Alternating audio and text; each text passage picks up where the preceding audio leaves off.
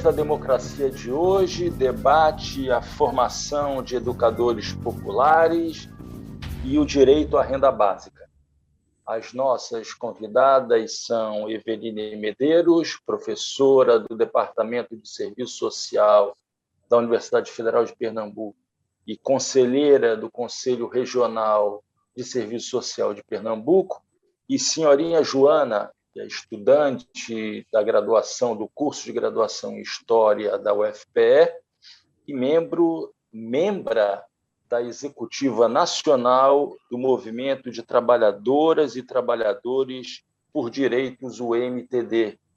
Eveline, senhorinha, sejam muito bem-vindas ao Trilhas da Democracia. É um prazer imenso recebê-las nesse programa que debate democracia e direitos humanos. Eu começaria essa nossa conversa, esse nosso diálogo, com uma provocação, né? Na verdade, a provocação não foi minha, né? Foi uma provocação feita, muitos dizem que num momento inapropriado, né? Porque foi feita por Mano Brown, né? Quando, do comício de encerramento da campanha do Haddad, em 2018, na Lapa, nos Arcos da Lapa, no Rio de Janeiro, quando passaram a palavra a ele fez uma crítica, né, às esquerdas e ao PT, dizendo que o partido havia abandonado as periferias e que era necessário retornar ao trabalho nas bases, né? E, desde então, vem sendo feito esse debate, né? Vem sendo feita essa discussão, se realmente as esquerdas teriam abandonado o trabalho das bases, né? Teria abandonado, nos anos em que esteve à frente do Executivo Federal, teria abandonado o trabalho de formação, né? E a primeira pergunta que eu faria a vocês duas, começando por Eveline, depois senhorinha, é se realmente as esquerdas, né, Partido dos Trabalhadores, né, teriam relaxado no trabalho de conscientização, de formação de novas lideranças durante o período em que esteve à frente do governo federal. Eveline, por favor. Olá, então, agradecer, né, a oportunidade de trazer um tema tão importante e relevante para nós hoje, né, especialmente em tempos tão difíceis, onde figuras como a figura do educador Paulo Freire está cada vez mais sendo massacrada, né, pelos de cima. Então, penso que é fato, né, essa afirmação, né, do Brown. E eu acho que o que a gente tem a colocar, né, diante desse dilema que a gente tem vivido, e especialmente as esquerdas ou a esquerda, é que luta não se faz sozinha, né, e sozinha. Então, o adensamento da luta política, da luta popular, ela só se faz também rompendo aí as barreiras aí, o latifúndio, as cercas do latifúndio da educação, né. E a educação popular, ela sempre esteve nos momentos mais difíceis, né? Onde o adensamento dos conflitos entre as classes sociais, né? Forjaram possibilidades históricas, né? Inclusive para os de baixo, e os de cima vieram aí sempre com seus golpes, com as suas necessidades aí de cercear, né? Inclusive a ampliação democrática. Então, penso que, primeiro, que é um dever hoje, né, de quem se dispõe a ser, né, na linguagem dos movimentos sociais, populares, lutadores e lutadoras, né, do povo, se, de fato, estabelecer como prioridade, né, o diálogo, ferramentas, né, pensar esse desafio do que é hoje as ferramentas do diálogo e da construção com as bases, né. Durante muito tempo a gente ouve falar na tal comunidade, né? Não, porque a comunidade é isso, a comunidade é aquilo, que é essa comunidade, né? Hoje, né? Mudou muito, se transformou muito, então os problemas se adensaram também aí, a questão urbana, a questão ambiental, né? As desigualdades sociais, ou o elemento aí de raça, de gênero, algumas implicações para a juventude no nosso tempo e que é papel da esquerda, né, atentar para isso. Então, acho que também é um momento que a gente tem para refletir um pouco o que é a educação popular, trazer um pouco, né, essa ideia de que a educação popular não é uma mera metodologia, né, não é uma mera metodologia de alfabetização, embora seja importante também. Mas a educação popular significa também uma educação voltada para a construção de um projeto político, né? Então, penso que também às vezes há uma, uma desconfiança em relação à educação popular, né? Ou mesmo a falta de compreensão do que significa essa educação popular, às vezes é confundida como simplesmente uma educação para as massas, né? Ou às vezes é confundida simplesmente como uma mera metodologia, uma ferramenta. Eu acho que a gente precisa recuperar, e por isso também que o conhecimento da nossa história, da nossa formação social, e particularmente da formação, né, social do Nordeste, é mais do que nunca uma necessidade hoje, né, para a gente recuperar esse sentido da educação popular, e recuperar também o sentido também da importância da universidade, né, nesse processo, né, de, de, de inclusive relacionar nas suas ações, não só na extensão, mas em todas as suas ações, né, as necessidades também do povo, né, as necessidades do nosso tempo. E isso também significa o esforço de traduzir, de construir junto e de se fazer entender, né? E de se colocar também na condição de sujeito, né? E nesse processo de construção coletiva. É isso. Senhorinha, uma boa parte dos militantes, dirigentes, quando escutaram essa crítica, reconheceram, né, que havia sido feita uma falha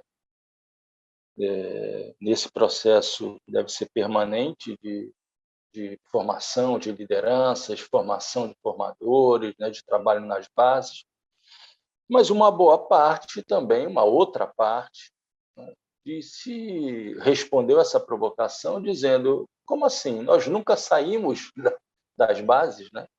Nós permanecemos nas bases, fazendo trabalho nas bases esse período inteiro, né? Todo esse período dos 14, 4, 8, 12, 14 anos de governo do Partido dos Trabalhadores.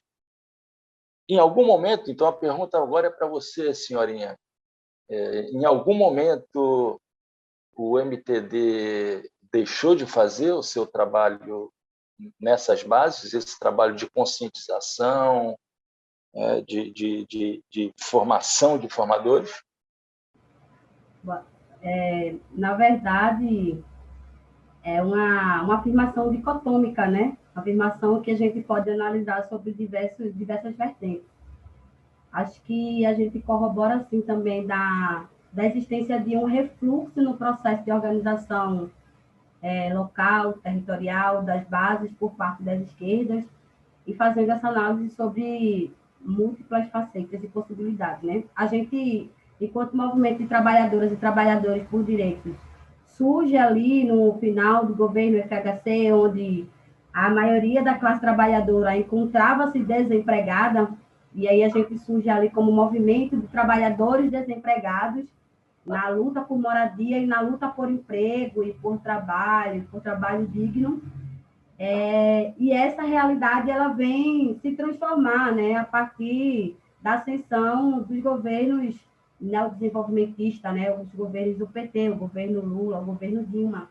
E aí, essa pergunta é bem engraçada, né? O MTD ele deixa de estar nas bases, organizando as famílias, nas comunidades, os trabalhadores e as trabalhadoras. Na verdade, a gente precisa se reformular enquanto organização, precisa avaliar o nosso sujeito político, precisa avaliar esse novo trabalhador e essa nova trabalhadora que surge a partir dessa ascensão, né, dos governos do PT. E a gente vê que a necessidade de dar conta do papel institucional do governo, né, a tática governamental, a tática do poder institucional, afasta, de fato, muitos líderes, muitas lideranças das bases, provocando um refluxo no processo de organização popular, no processo de organização social. Se a gente vai olhar o conjunto das organizações não governamentais, que em sua maioria é quem fazia um processo de encabeçar a formação de jovens militantes, de jovens educadores e educadoras sociais, a partir dos projetos dentro das comunidades, dentro das periferias, sofre aí um refluxo de investimento a partir das organizações internacionais. O Brasil passa a ser aí um país em desenvolvimento, né, um país que sai do mapa da fome, então é um país que também pede investimento internacional para essas grandes ONGs que fazem trabalho dentro das comunidades, que também enfraquece esse processo de formação de líderes, de educadores populares, né, digamos assim, dessa nova leva de pessoas que iriam engrossar o caldo das lutas nas comunidades. A gente precisa se reformular para entender o processo da nova conjuntura, né? O governo do PT traz alguns avanços para a classe trabalhadora, mas que nos colocou ali também outros desafios, né? Entender uma classe trabalhadora aí que estava voltada para o empreendedorismo, uma classe trabalhadora que estava voltada para o setor do serviço, uma indústria que estava crescendo, mas também que disputava com outros ramos da economia e que se precisava fazer uma análise geral desse trabalhador e dessa trabalhadora, reformulando a nossa organização. Então, a gente não tira os pés da periferia, não tira os pés da comunidade, mas precisa reformular a nossa forma de organização e a nossa forma de formação de militantes e de trabalhadores e trabalhadoras nessa luta de classe aí da nossa sociedade. De modo geral, é isso, assim. Muita gente precisa ocupar um papel na institucionalidade, abandonando as trincheiras da comunidade, e tivemos um grande desafio enquanto esquerda de fazer um refluxo de pessoas, né? Dar um novo fôlego de novos militantes para assumir essas tarefas de formação na base. Acho que é isso. Everine, a Universidade Brasileira, a Universidade Pública Brasileira, a Universidade Pública Federal, né, tem se transformado, e tem se transformado de maneira, eu diria, até acelerada, no sentido de se conscientizar da necessidade de não apenas de produzir conhecimento, né, mas também de intervir de uma maneira mais concreta na realidade social, sobre a realidade social, que é dentro daquele tripé, né, da Universidade Pública Brasileira, né, o que para muitos foi durante muito tempo o patinho feio, né? Estou falando aqui da extensão universitária, mas que para muitos professores passa a ter uma importância, né, do mesmo nível da educação e da pesquisa, do ensino e da pesquisa. Você compartilha desse ideal, eu cada vez mais compartilho dessa ideia da necessidade fundamental num país como o Brasil, com tamanhas mazelas, de que a extensão universitária seja privilegiada. E você coordena um curso de extensão, um projeto de extensão intitulado Realidade Brasileira e Questão Regional, Cultura, Renda e Trabalho em Recife e Região Metropolitana. Antes de falar do curso, é importante também dizer que você, no ano de 2020, lançou um livro junto com Leonardo Nogueira e Lucas Bezerra, um livro intitulado Formação Social e Serviço Social, a Realidade Brasileira em Debate, pelo selo da Outras Expressões. Tá? Eu queria que você dissesse qual é, dentro daquilo que a gente acabou de discutir, qual é a importância desse curso dentro dessa proposta de educação popular. Então, antes de tudo, dizer que esse curso, esse projeto, né, que não está no âmbito só da formação, mas também de uma pesquisação e também de um campo de articulação dentro da política pelo direito à política da campanha pelo direito à renda básica, está dentro de uma perspectiva, né, que foi construída por um conjunto de organizações populares, não é de hoje, né, mas já vem de um tempo, né, e foi exatamente nesse sentido de entender, né, como entender a realidade brasileira, especialmente com o avanço do neoliberalismo, para também entender as formas de lutas viáveis e possíveis, né, serem feitas pelo povo organizado, pela classe trabalhadora, diante ali do ascenso do neoliberalismo. Então, as experiências dos cursos de realidade brasileira, né, que aí a gente tem um conjunto de instituições e também, tanto universidades quanto também movimentos sociais, que já tem aí uma experiência vasta nisso, o próprio MST, o próprio MTD, né, o Levante Popular da Juventude, Marcha Mundial das Mulheres, enfim, Consulta Popular, que tem aí tido esse esforço de tentar fazer com que a formação ela seja também conectada aos desafios do seu tempo histórico, portanto, como entender o Brasil, sabendo que tem elementos que estão nas raízes desse Brasil, né? Então, que ainda são feridas abertas de uma história que não começa hoje, né? Então, como é que o velho, ele surge de forma renovada e o novo pode nascer também nessa relação com o velho. Então, vem desde essa experiência, né, o curso, e que diz muito também disso que você colocou, Marco, da necessidade da universidade repensar e entender o seu papel, né, ontem e hoje, e que está muito atrelado a um projeto também de desenvolvimento, né? Seja, e aí, óbvio que é um projeto de desenvolvimento que sempre esteve, na maioria das vezes, vinculado aos interesses dos de cima, né? Então, quando a gente pensa, por exemplo, nas contribuições, na discussão do próprio Darcy Ribeiro, do Florestan Fernandes, naquela época, discutindo um pouco o papel da universidade, diante dessa necessidade de um projeto de desenvolvimento voltado para os interesses populares, né, e aqueles interesses que nunca foram respondidos, né, e nunca vão ser pela burguesia brasileira, eu acho que hoje, cada vez mais, esse ensinamento ele retorna e nos coloca aí uma necessidade de retomar, né, a importância da universidade hoje, não só na extensão, né, mas nessa articulação com pesquisa e ensino, né, dentro dessa disputa, né, pelo poder, que hoje cada vez mais está acirrada, né? Então, eu acho que também tem relação com a importância da educação popular, a importância do trabalho de base, né?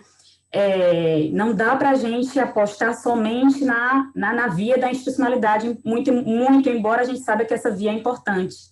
É importante também, né, garantir que essa relação da institucionalidade seja articulada junto com um conjunto de lutas, de resistências coletivas, e a universidade, portanto, tem um sentido de existir também dentro desse projeto, né, que é partilhado da classe trabalhadora, do povo brasileiro, e está hoje cada vez mais em xeque, não do nada, né?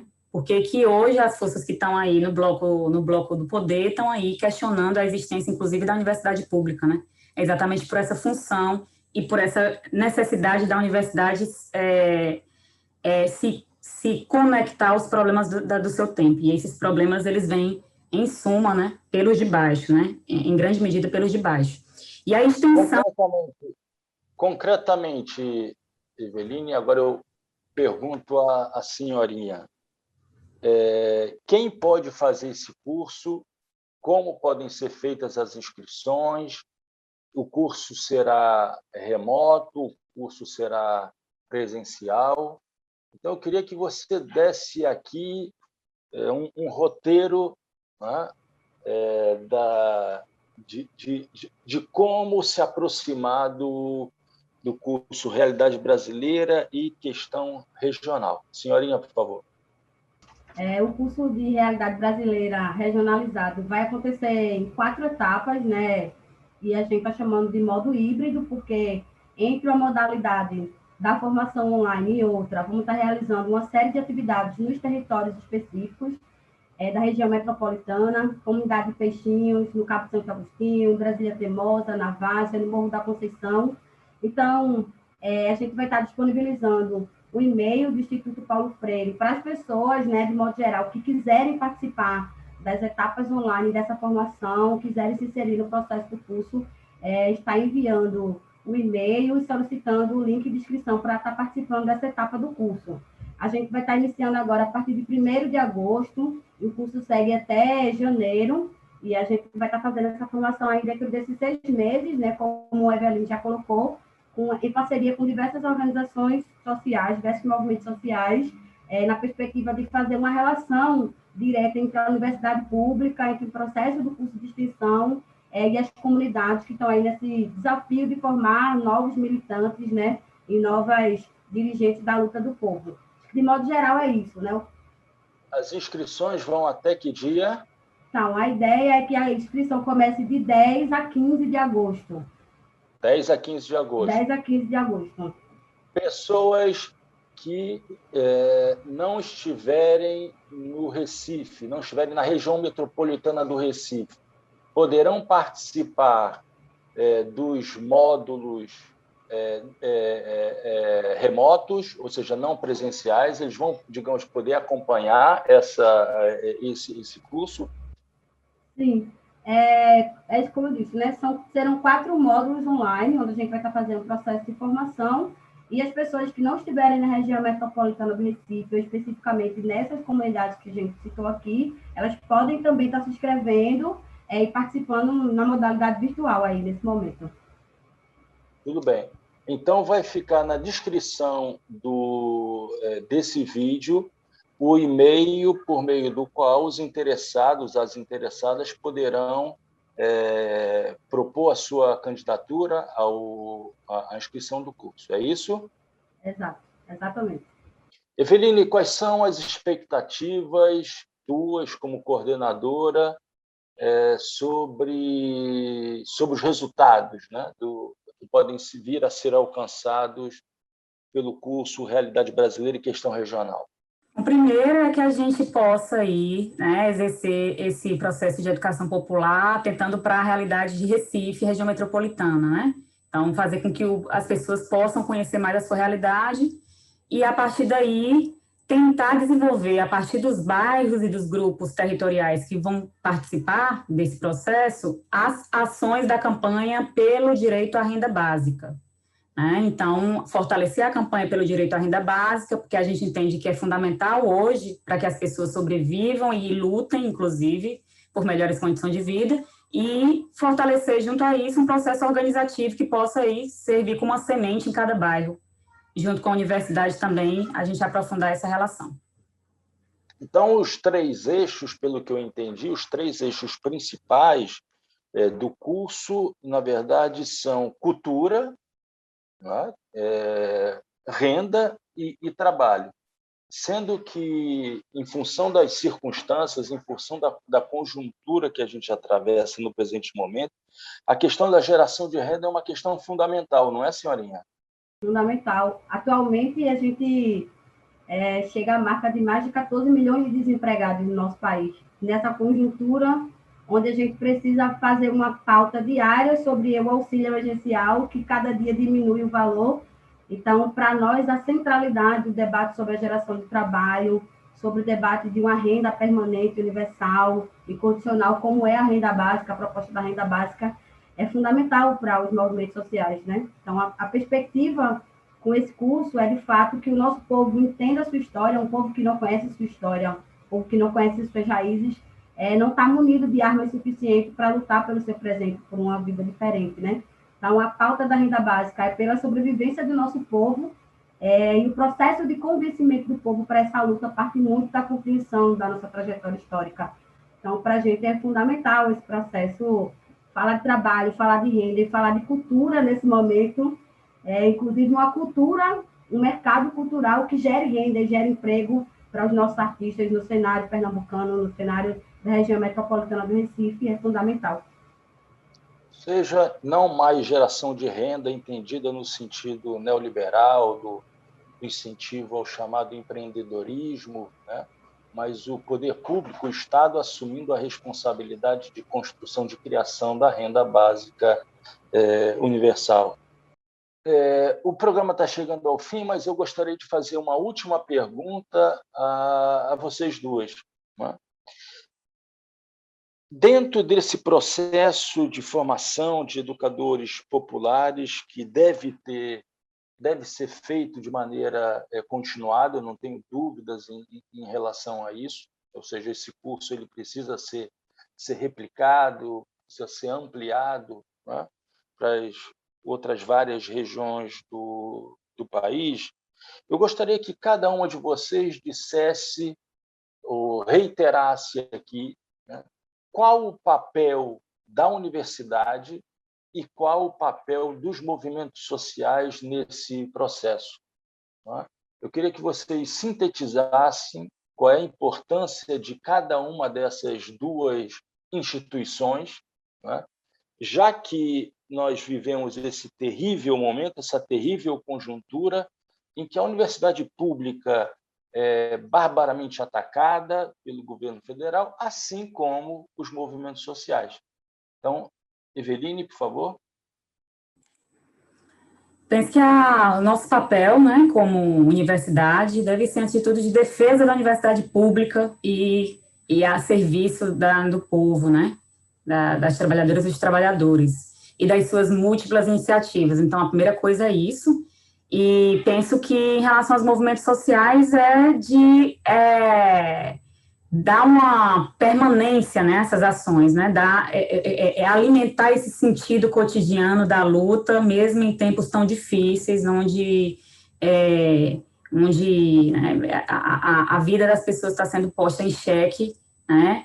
Tanto na sua condição física como na sua condição de projetos, né? De futuro e de presente. Então, acho que os movimentos sociais têm esse sentido de alimentar, né? O que a gente chama, às vezes, até de mística, né? De